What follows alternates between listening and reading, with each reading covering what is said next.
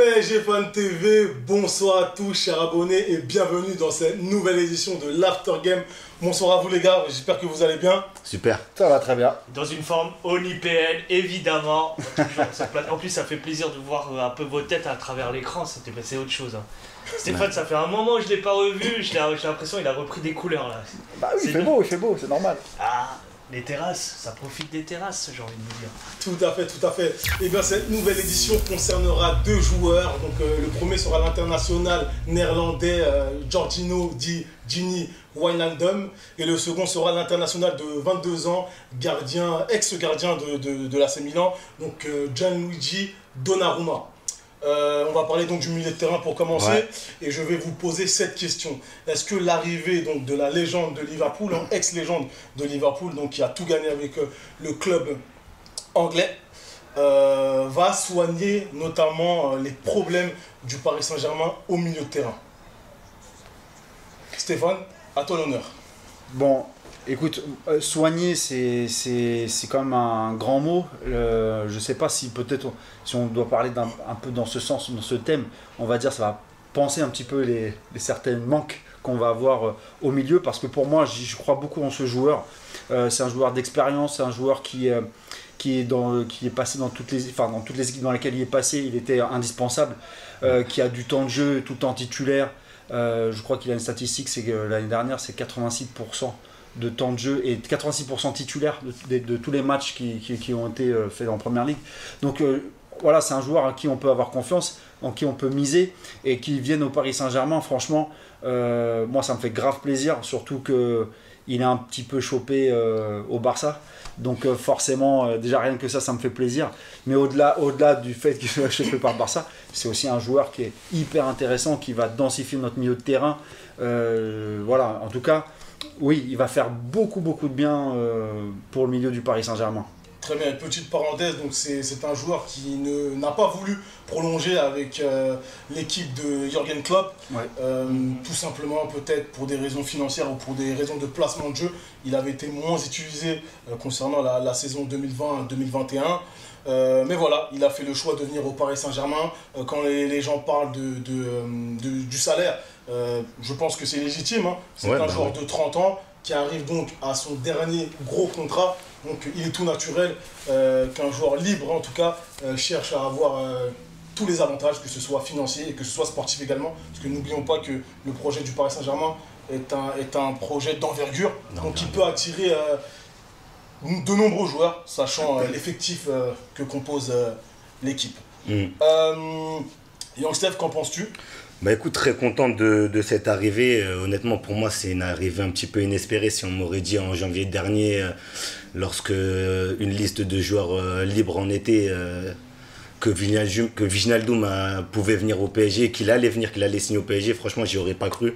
Donc, franchement, c'est une très bonne arrivée de qualité, un joueur de qualité.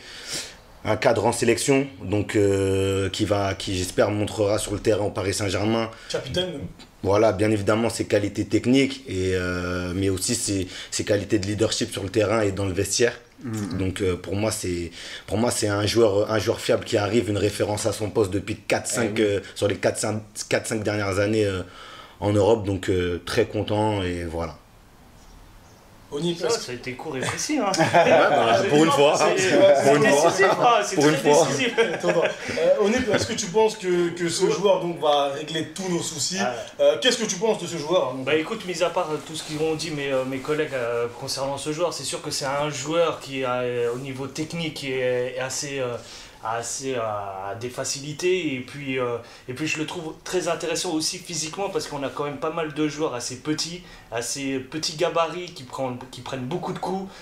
Là cette fois-ci ça sera un des joueurs qui va donner beaucoup de coups aux adversaires. Ça c'est intéressant de ce côté-là. Là où je m'interroge, c'est son âge et la durée du contrat. Ça veut dire que c'est un projet pour l'instant le concernant à court terme voire moyen terme. Donc à mon avis les objectifs de cette année là pour 2021-22, ça va être important et assez décisif pour ce genre. On va essayer de voir tout de suite s'il apporte son apport et sa technicité et son intelligence de jeu tout de suite. C'est important de savoir, et c'est important de voir s'il y a une différence par rapport aux autres joueurs et aux joueurs qui sont encore chez nous. Deuxième chose que je me pose comme question, c'est son poste, c'est sa position. Mais toi, quel est ton avis sur ça aussi?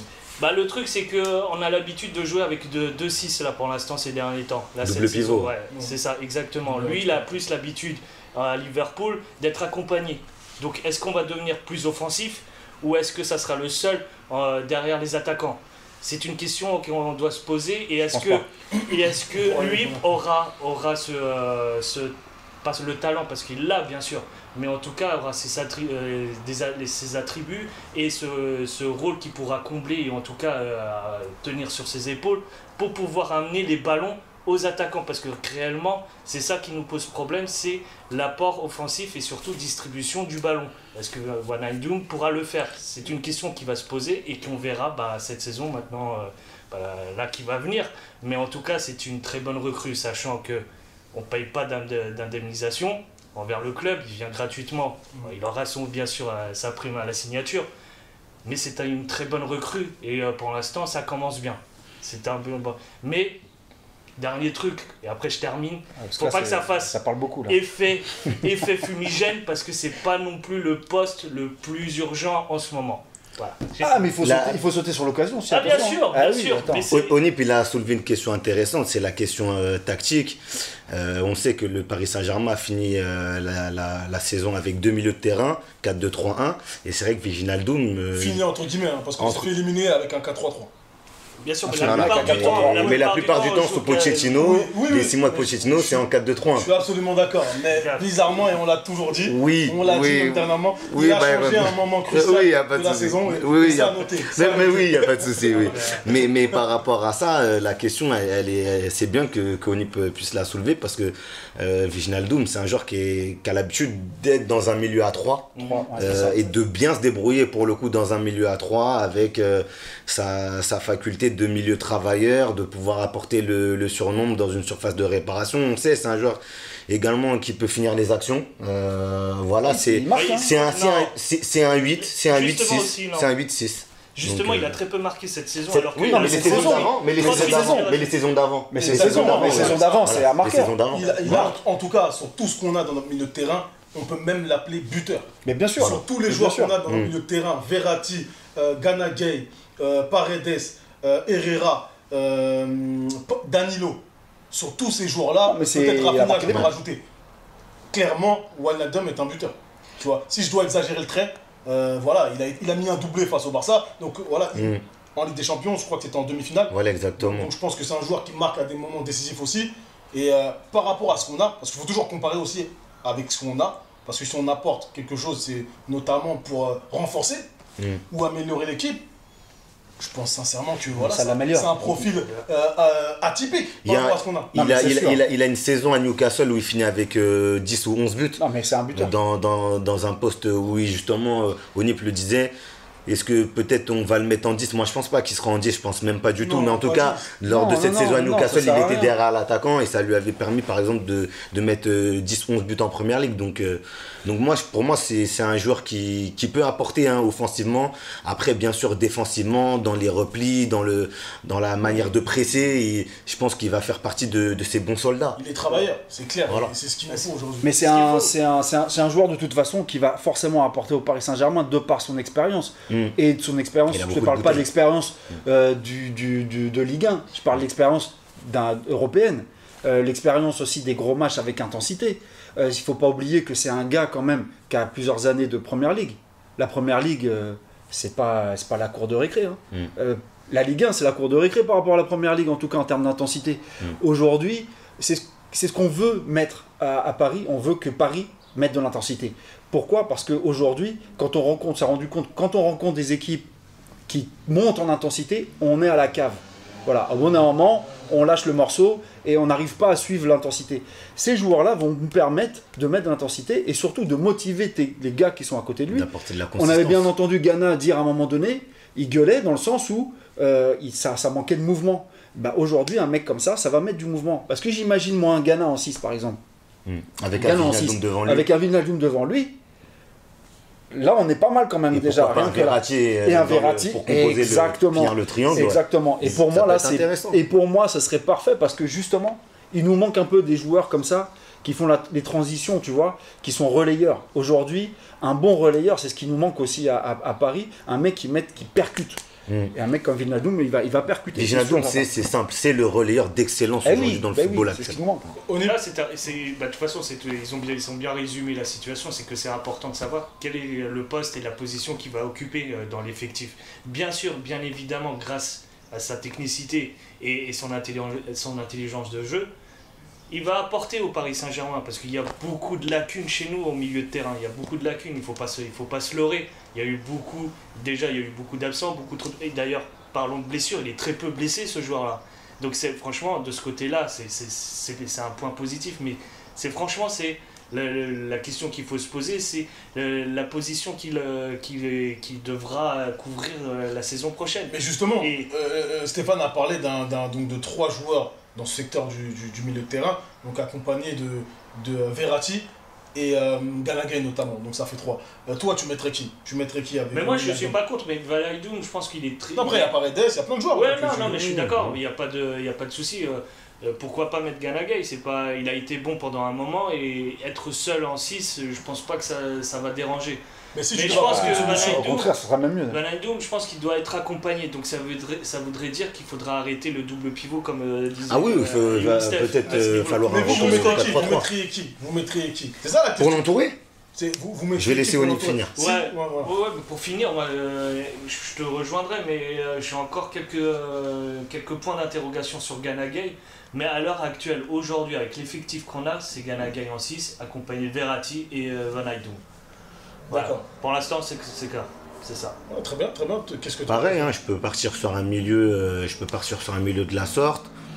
Tout comme je peux penser à mettre un Paredes peut-être en 6, faire monter un Gay en relayeur avec Wijnaldum devant lui. Donc ouais. Ah, tu sais, moi et Verratti, en ce moment c'est compliqué. Mais bon, voilà. Mais bon, en tout cas, ouais, je pense que il va falloir y réfléchir. En tout cas, nous, on l'évoque déjà. Est-ce qu'il va y avoir un retour du milieu à 3 avec l'arrivée de Wijnaldum?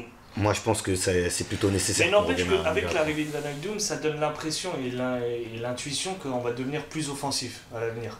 Avec énormément de joueurs destinés à être offensifs. Ce qui peut être intéressant et surtout utile pour des Neymar, Mbappé et Di Maria. Ça va un peu les dédouaner de ce travail défensif qu'on a tant de fois critiqué et dit sur eux.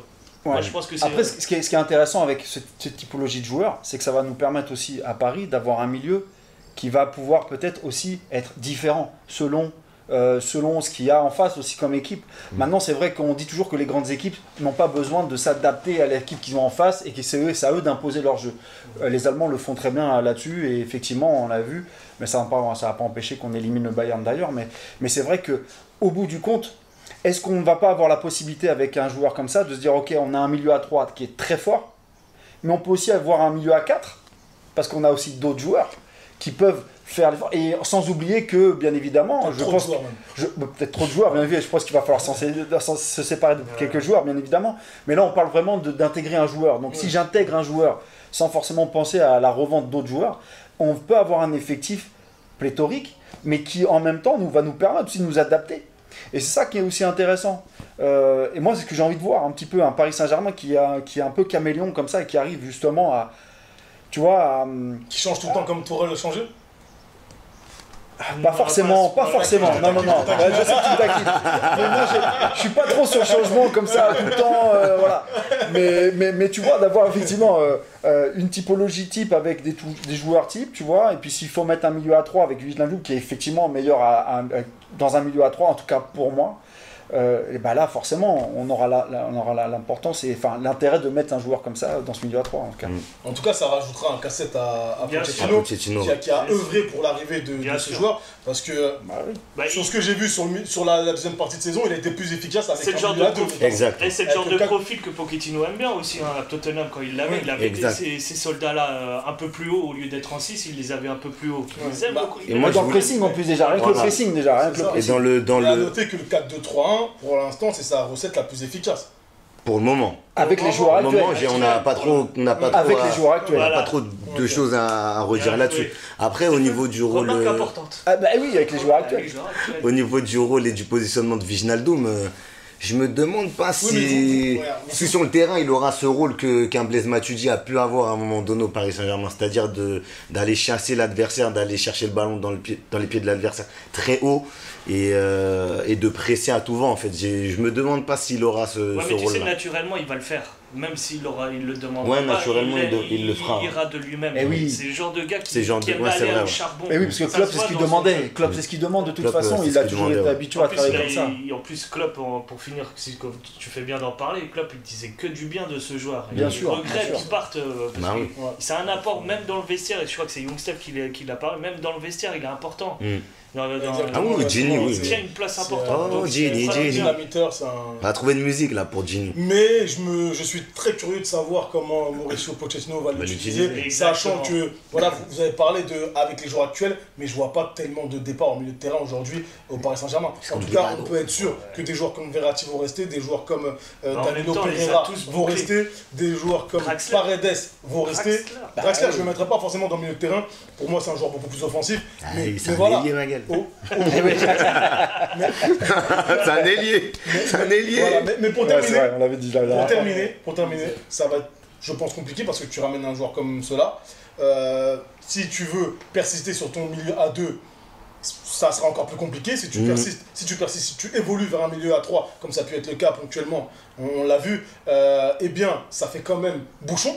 Parce qu'il a quand même, voilà, comme tu parlais d'effectifs pléthoriques. Il y a des joueurs quand même. Et au niveau des joueurs offensifs, si tu mets un milieu à 3, ça te laisse 3 options devant. 3 options devant, ouais. Et donc on met sur le carreau Keane qui n'a pas encore validé. On ne sait pas si ça va être un joueur du Je sais pas ce qu'ils Oui, font, je sais pas ce qu'ils font Oui, mais derrière ça, moi, non, mais il y a une expression qui dit choisir, c'est aussi renoncer, tu vois. C'est vrai. C'est-à-dire qu'à un moment donné, Voilà. si tu choisis tes meilleurs joueurs, forcément, à un moment donné, il y a des joueurs qui vont être sur le carreau et à eux de montrer aussi, qu'ils peuvent rivaliser, aller chercher leur place. Et c'est comme ça que les grandes équipes fonctionnent de toute façon. On sait très bien qu'il y a un titulaire, un joueur qui est 2, qui va se battre un petit sur cette place-là, et un troisième joueur, et puis c'est tout, voilà. Tout à fait. Et à un moment donné, le haut niveau, c'est sans pitié parfois, hein. C'est comme ça, sinon on ne fait pas de haut niveau, quoi. Il n'y a pas d'état d'âme. Un petit Malheureusement. mot, je sais que, voilà, que Staff Game aura recouvert énormément le secteur du milieu de terrain. Bah En oui. tout cas, l'arrivée de Wijnaldum. Peut-on parler également donc, de Donnarumma, Gianluigi, qui fait écho à ce passage de la légende. Non, je vais m'arrêter là. Qu'est-ce que vous pensez de l'international? Le savon. Que pensez-vous de l'international? Lavez-vous les mains, c'est important. Elle savonne. Que pensez-vous de l'international donc italien qui lui est au pic de sa forme, 22 ans? Ah, qu'est-ce que je c'est bien, pense? hein. C'est un gardien d'avenir. Je pense qu'aujourd'hui, si le Paris Saint-Germain songe à Donnarumma à 22 ans, c'est parce qu'il y a une opportunité de marché. On va parler comme ça, il y a une opportunité de marché. On sait que Keylor Navas est dans une forme incroyable, onipéenne, voilà. Il fallait qu'il la place. Voilà. Il est dans une forme keylorienne, voilà. C'est ça. Navassienne. Et voilà, ça va être dur de le déloger, mais le Paris Saint-Germain, peut-être qu'il fait bien déjà d'aller lorgner sur un petit jeune qui, il faut le dire, ça fait un paquet de temps qu'il a commencé maintenant en Serie A. À 16 ans, il était devant la Curva Sud de Milan, donc peut-être que le Paris Saint-Germain fait bien de penser à Donnarumma. Pour moi, c'est un joueur d'avenir, c'est une opportunité de marché.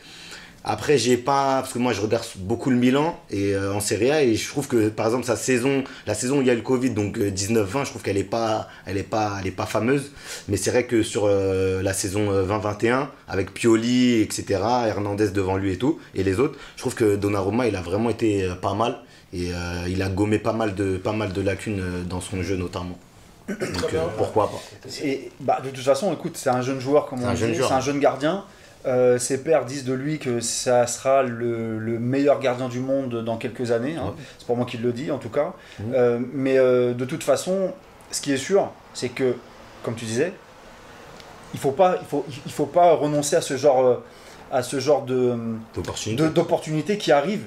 C'est un joueur qu'il faut prendre pour l'avenir, comme tu dis. Voilà, il faut prendre pour l'avenir. Et surtout, moi, ce qui m'intéresse, c'est pas de dire ce sera le concurrent direct de Navas, parce que pour le moment, Navas n'a pas de concurrence au Paris Saint-Germain. Et même si Donnarumma vient, apparemment il serait d'abord prêté, mais s'il n'était pas prêté par exemple, il ne serait pas pour moi en concurrence avec Navas, en concurrence directe. En revanche, ce qui est quand même pas mal, c'est que Donnarumma, lui, il serait quand même à bonne école. Parce que quand tu vas travailler tous les jours comme ça avec un gardien comme Navas, eh ben, tu vas encore progresser.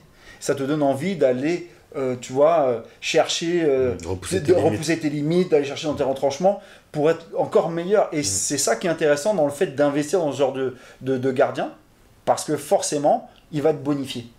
Et nous, au Paris Saint-Germain, par rapport justement, tu parlais tout à l'heure d'objectifs, et ben pour moi, c'est ce genre de joueur qu'il faut aussi aller chercher. Il faut des joueurs d'expérience comme Wijnaldum, mais il faut aussi des joueurs jeunes qui ont une marge de progression qui vont nous permettre justement de les bonifier et de pouvoir, si on parle de revente, on n'est pas encore là, mais si on parle de revente, forcément qu'on fasse une bonne action avec ce genre de joueur. Oni, pour terminer. Oui, pour moi c'est une bonne recrue. Je pense que Keylor Navas est assez intelligent pour savoir qu'il n'a pas encore sa carrière est derrière lui, que forcément au PSG, c'est une question d'une saison ou deux. Donc forcément, le PSG, comme tu dis, c'est du haut niveau. Ils sont obligés de se plonger vers l'avenir. Et Donnarumma, comme a dit Youngstep, c'était l'opportunité du moment. La Juve était dessus. Donnarumma est un joueur précoce quand même, parce que 22 ans à tenir, être portier du Milan. 16 ans même, 16 ans. C'est un joueur précoce. Aujourd'hui il a 22 ans, mais Squadra Azzurra. Exact. Et là aujourd'hui, l'équipe italienne qui fait des bonnes performances ces derniers temps et qui aussi, grâce à... C'est l'un des acteurs qui ont permis au Milan AC d'être en Ligue des Champions. Il n'y est pas pour rien. Il n'y est pas pour rien. Donc non, c'est un joueur très bien. C'est une très très bonne recrue. Et là, cette fois-ci, je me dis 22 ans, c'est sûr que maintenant, ça va être un portier d'avenir pour cette équipe du PSG qui, depuis Lama, ça a été compliqué. Et après, un dernier mot là-dessus. La piste déjà, Donnarumma, je trouve qu'elle n'a jamais été... très loin du PSG, ça a toujours pratiquement toujours été évoqué pratiquement à chaque été, chaque hiver là depuis 2-3 ans. Après forcément il y a des gens qui vont penser que c'est un peu ingrat de la part du Paris Saint-Germain de faire ça à Navas, etc., que Navas ne mérite pas ça, etc. Mais Navas reste l'avenir du club pour l'instant. Oui, par rapport à ses grosses performances XXL dernièrement en Coupe d'Europe. Mais c'est comme l'a dit Stéphane, c'est aussi ça les grands clubs. Les grands clubs, c'est aussi l'émulation. On sait que Keylor Navas, il a entre guillemets fui le Real Madrid parce que la concurrence avec Courtois, au bout d'un moment, ça commence à le saouler. Là, il va se retrouver. C'était même pas une concurrence, c'était clairement un choix. C'était un choix de. Ils ont investi sur l'international belge. Exactement. Coup, oui, mais là. Il s'est senti, et à juste titre, champion d'Europe. Donc voilà, tu te veux d'être titulaire et tu exiges. Ouais, non, mais je suis totalement d'accord avec toi. Du coup, il a pris l'opportunité par Mais du coup, là, il va se retrouver un petit peu dans la même schématique, avec un jeune gardien qui, on va dire, qui arrive dans ses pattes, une situation qu'il avait fui au Real. Quelque part, c'est ça, comme pour revenir à ce que je disais, c'est ça aussi les grands clubs, c'est l'émulation. C'est là qu'on va voir si Navas, vraiment, c'est un vrai champion. Moi, je pense que c'est un vrai champion, mais là, ceux qui en doutent, et je pense que voilà. Et au-delà de ça, on parle beaucoup d'âge, mais il peut durer. Ça va durer jusqu'à 40 ans. Bien sûr, c'est les gardiens qui font ça. Ils n'ont pas de course, ils peuvent durer plus longtemps. Mais c'est vrai. Alors, si on devait, parce qu'aujourd'hui il y a Rico aussi, il faut pas l'oublier. Il y a Rico. Oui. Alors, voilà, il y a Rico. Mais ce qui est intéressant aussi dans ce contexte-là, c'est qu'on va se retrouver avec un gardien qui sera, pourquoi pas, légèrement en concurrence avec le Navas, même si moi je pense qu'il n'y aura aucune concurrence pour le moment. Mais en tout cas, si on parle juste du Paris Saint-Germain, de notre équipe, qu'est-ce qui se passe si, par exemple, Navas se pète ? Blessure, je sais pas, j'en sais rien, il peut y avoir une blessure, je ne souhaite pas, mais s'il avait une blessure, qui on a derrière ? Alors, effectivement, en ce moment, on a Rico, mais est-ce que Donnarumma, c'est pas mieux que Rico pour le moment ? C'est largement mieux. Voilà, exactement. Et c'est ce que je pense également. Donc, ça veut dire quoi ? Ça veut dire qu'aujourd'hui, qu'on aurait une doublette de gardiens de malades mentaux, quoi. C'est-à-dire que Navas se pète, on a un Donnarumma, mais je pense qu'au niveau des gardiens, là, on est refait. En tout cas, ça va être compliqué. Hein. Il y aura de la concurrence parce qu'on parle beaucoup d'internationaux. Donc ça va être dur. Mais pour revenir à ce que a dit Onip à un moment donné lorsqu'on parlait de Wijnaldum, on recrute à des postes pour le moment qui ne sont pas forcément qui sont pas forcément les plus importants. Opportunité. Non, aujourd'hui on peut pas dire que le milieu de terrain n'est pas un secteur important du jeu. Mais il y a toujours eu des problèmes. Oui, Byron, mais sur ce secteur de jeu. Mais le mercato ne fait que commencer. Non mais implicitement il parlait des latéraux, je pense. On le sait, les latéraux. Toi aussi tu envoies un écran de fumée. Mais j'arrive pas à endormir la nuit. Je n'endors pas la nuit de ça. Laissez-moi terminer. C'est pas l'édition d'aujourd'hui. Aujourd'hui on parle de deux joueurs qui sont arrivés. Oui, bien sûr. Je sais bien, Byron. Mais moi, c'est très bien que les latéraux, il y a un problème. Tu peux lui dire hors sujet si tu veux. Non, hors sujet. Je finis l'émission sur un hors sujet. Pour moi, vous êtes hors sujet. On sait très bien qu'aujourd'hui, les latéraux. Non. Youngstaff est hors sujet. Youngstaff est hors sujet. Aujourd'hui, on n'est pas là pour parler des latéraux. On a parlé d'un secteur du milieu de terrain qui était nécessaire aujourd'hui. Et je pense que le Paris Saint-Germain est en train d'acter pour améliorer ce milieu de terrain. Oui, bien sûr. Voilà. Bien sûr. Très bien, Byron. Mais moi, je te le dis, la priorité, ça reste des latéraux. Moi, comme bon nombre de supporters parisiens, je n'endors pas la nuit. Donc, voilà. D'accord, on donc s'il vous plaît, Hakimi, il faut que ça se décante, sinon vous prenez quelqu'un d'autre. Parce que là, c'est trop. Là. Vous avez trop teasé pour au final, on dirait que dalle. Il peut pas s'en empêcher, t'as vu? Il peut pas. Chers abonnés, donnez-nous votre avis sur ce secteur de jeu, sur ces deux secteurs de jeu plutôt. Donc on a parlé de Gianluigi Donnarumma et bien sûr Gini Wijnaldum. Suivez-nous sur les réseaux sociaux, Twitter et Instagram. On vous dit à très bientôt sur PSG Fan TV.